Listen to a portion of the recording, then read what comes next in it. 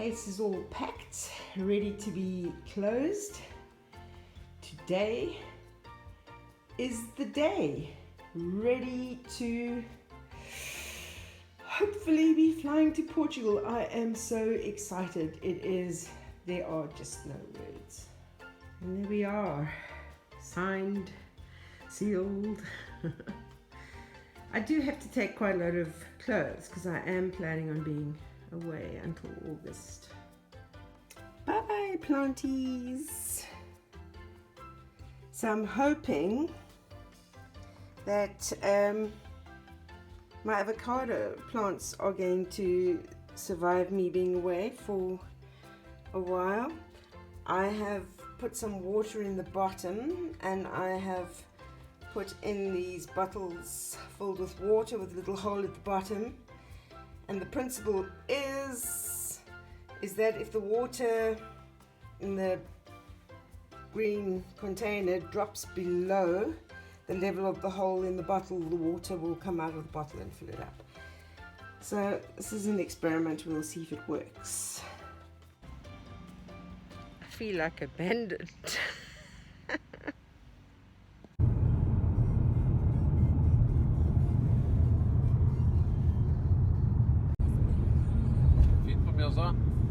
Yeah, it's always beautiful. Yes.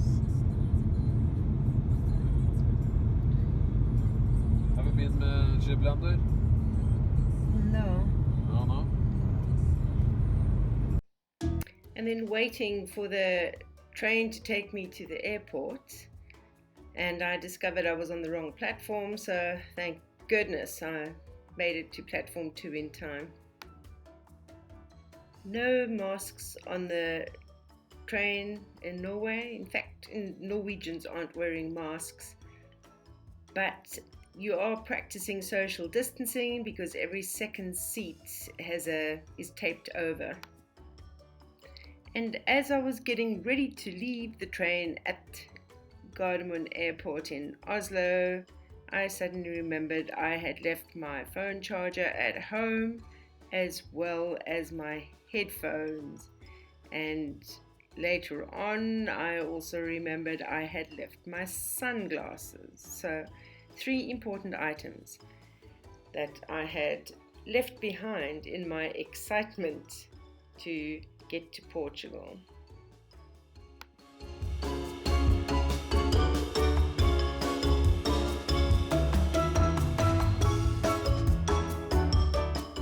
Of course, there must always be some excitement and something to get the nerves working over time.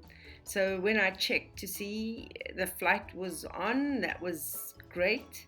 The airport was busier than I thought, but everything, including Starbucks, shut down. But a very interesting little story. So inside the domestic part of the airport, there are some things open, but in the international side, everything is shut. So what happened was that when I went to check my bag in, because I'd already checked in online, but I had to do my bag drop-off, and of course they wanted to look at my passport, and my passport, South African passport, and they said, oh, we have to check the travel advisory. So they looked it up and they said, only Norwegian nationals can enter Portugal. It doesn't say Norwegian residents. So we don't think you're going to be able to fly to Portugal. And my heart just dropped. I thought, no, I can't believe this. And anyway, so I had to go and sit and wait. And they tried to phone, and then eventually they emailed, and the response came back, well, actually, yes, Norwegian residents as well as nationals are allowed to enter Portugal. So I managed to get my boarding pass and get on a plane to first to Frankfurt and then to Lisbon. The international part of the Gardermoen airport was really quite deserted. I think most people seem to be traveling domestically.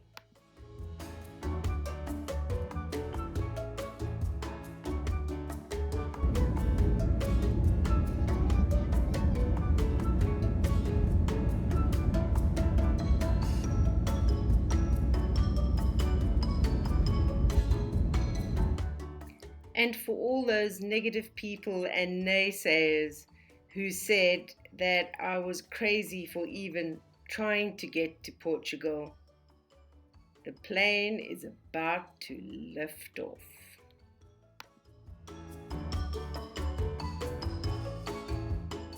Frankfurt has always been quite a busy airport whenever I've been there previously, but it was also quite deserted with most of the shopping shut down. So when you've got 3 hours to spend there and all the shops are closed and there's just really a handful of places to get something to eat, it's not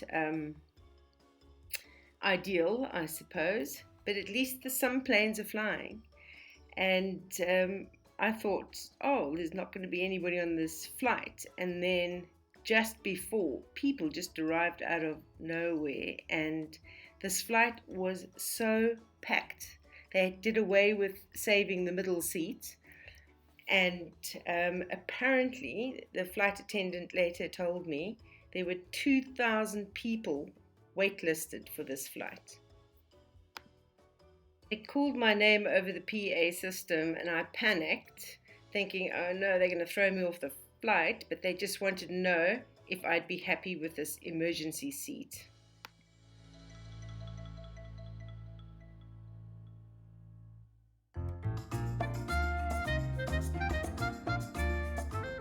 And then, absolutely unbelievably, I was in Portugal. It was midnight. You had to wear a mask. In fact, Frankfurt Airport as well, you had to have a mask on at all times, except when you were eating. And in Portugal, they're quite strict with the mask.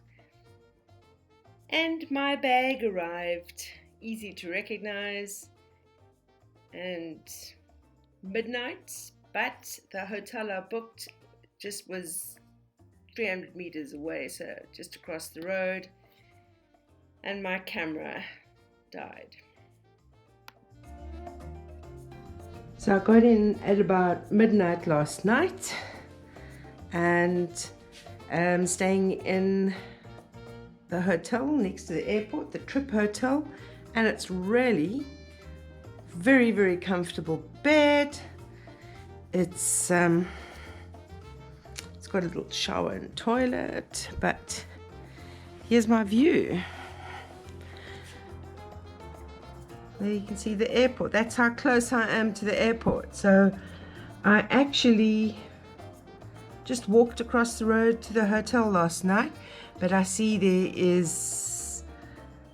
there are free shuttles. So I will take a free shuttle back to the airport to pick up my hire car and head to Castelo Branco. So I've done it. I've made it to Portugal. I am so excited. Well, I managed to find Castelo Branco with no GPS initially until my phone battery had managed to charge after I bought a charger. So I met some lady at the hotel. She looks like she's a cleaner. She doesn't speak any English. I don't really speak any Portuguese other than my few little phrases. But I seem to understand people will only be there at 5 o'clock. So I must go back at 5 o'clock. So that gives me 4 hours to have a bit of a wander around and explore Castelo Branco. There's a vegan restaurant, but nothing's open. The place is quite deserted. So just at the end of the road seems to be like a little square with some restaurants. So the rule is if you are walking in the streets, you don't need to wear a mask. But if you go into a shop or a public place, you have to wear your mask.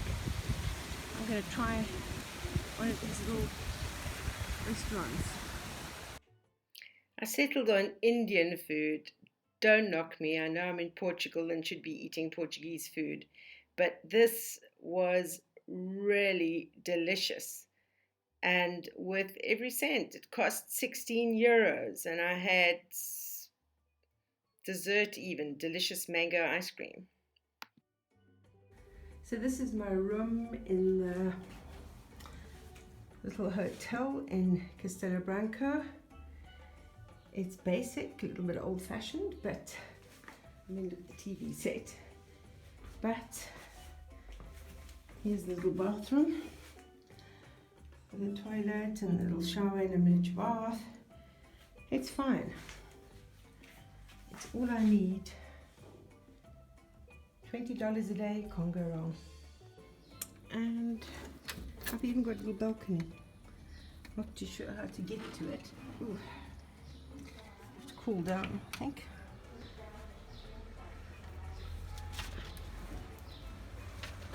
Oh, there we go.